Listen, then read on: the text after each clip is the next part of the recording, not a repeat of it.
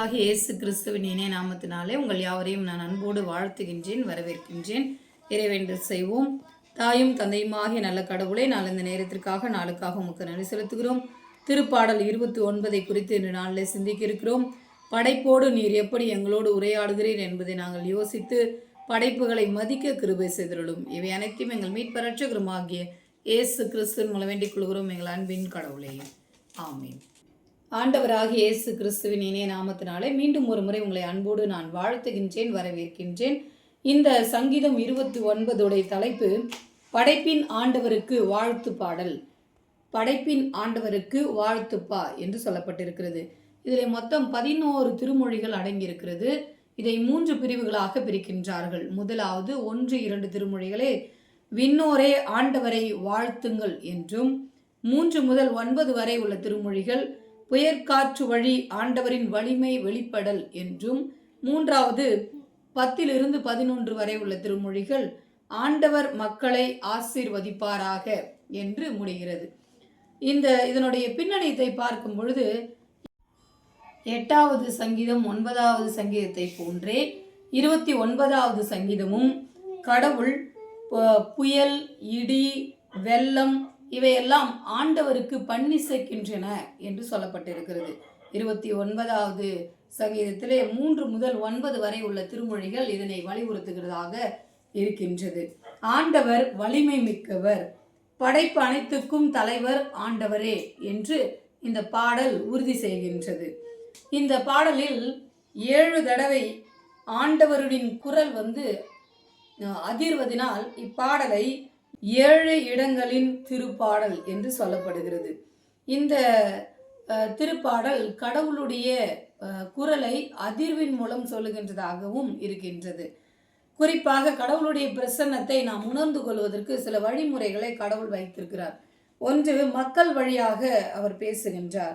2வதாக வரலாற்று நிகழ்வுகளின் மூலமாக நம்மோடு பேசுகின்றார். 3வதாக இயற்கை வழியாக நம்மோடு பேசுகின்றார். இந்த 29வது சங்கீதம் முழுவதும் ஆண்டவர் இயற்கை வழியாக நம்மோடு பேசுகின்றதை நம்மால் பார்க்க முடிகிறது.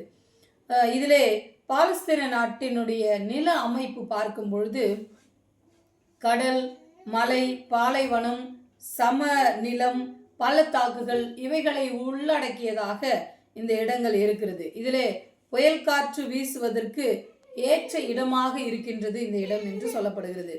கோர புயலில் இறை பிரசன்னத்தை கண்டு இஸ்ரவேல் கடவுளை வணங்கினார்கள் என்று விடுதலை பயணம் 13-22 திருமொழிகளிலே நாம் பார்க்க முடிகிறது.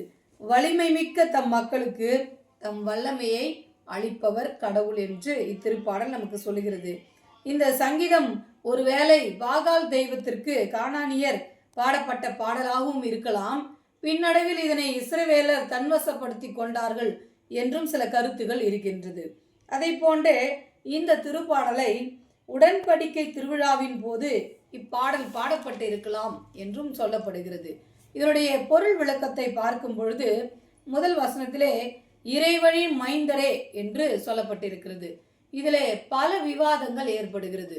இறைவரின் மைந்தரே என்று சொல்வதை காட்டிலும் இறைவன் போன்றோரே என்று சொல்வதுதான் சரியாக இருக்கும் என்று பலர் இதனை முன்வைக்கின்றனர். அவரது வல்லமை என்பது விண்ணுக்கும் மண்ணுக்கும் உரியது.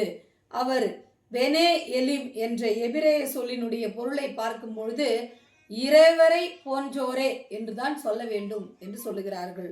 இறைவனின் மைந்தரே என்று சொல்லுவது அவ்வளவு முறையானதாக இல்லை என்று முன்வைக்கின்றார்கள்.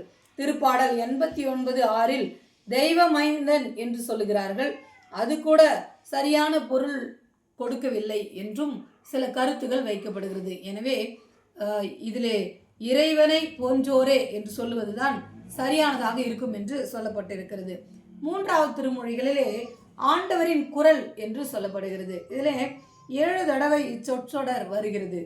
இது இடி முழக்கத்தினை குறிப்பதாகவும் இருக்கின்றது. விடுதலை பயணம் யாத்திராகமும் 9ஆம் அதிகாரம் 23வது திருமொழியும் திருப்பாடல்கள் 18-13வது திருமொழிகளிலும் இறைவன் இயற்கை வழி பேசுகின்றார் என்பதை இத்திருப்பாக்கள் நமக்கு உணர்த்துகின்றதாக இருக்கின்றது.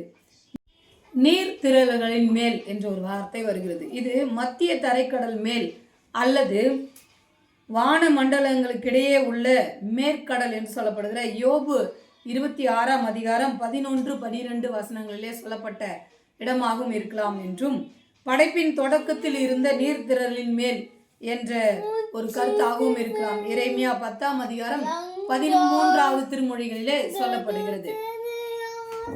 5வது திருமொழிகளிலே வருகின்ற கேதுரு மரங்கள் என்று சொல்லப்படுகிற இந்த மரங்கள் லெபனோன் மலைகளில் வளர்ந்த கேதுரு மரங்கள் மிக உயரமாக இருந்தது. இந்த மரங்கள் வலிமை மிக்கதாகவும் இருந்தது.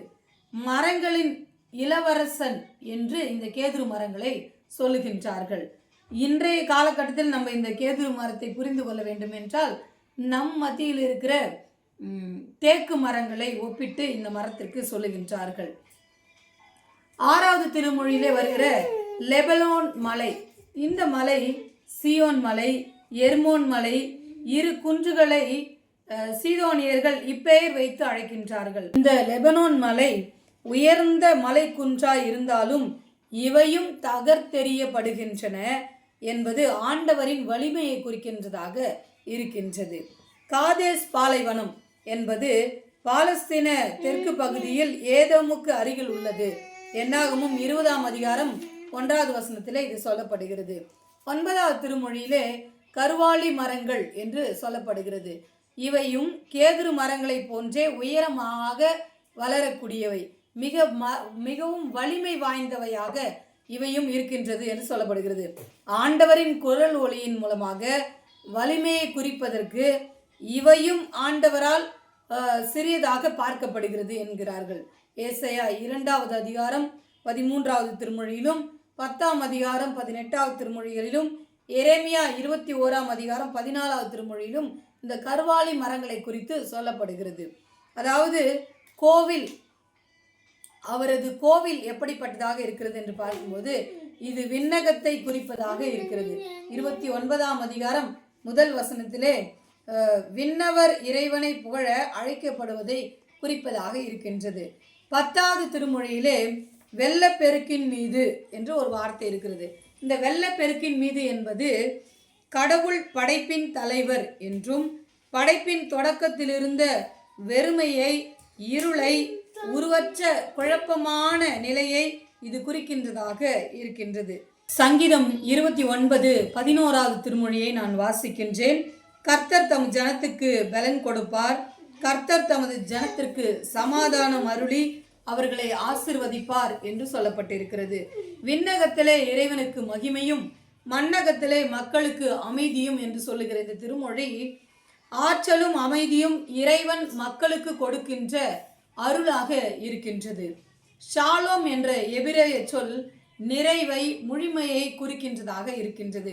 நிறைவான நல்வாழ்வு இதன் பொருளாக இருக்கின்றது.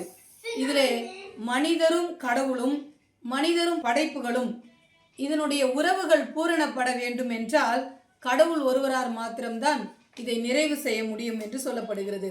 திருப்பாடல்கள் 119, 165வது திருமொழியும் 147வது திருப்பாடல் 14வது திருமொழியும் இதனை நமக்கு சுட்டுகின்றது. இதுவே இறைவன் மக்கள் அனைவருக்கும் ஆசி வழங்குகிறவராக இருக்கின்றார்.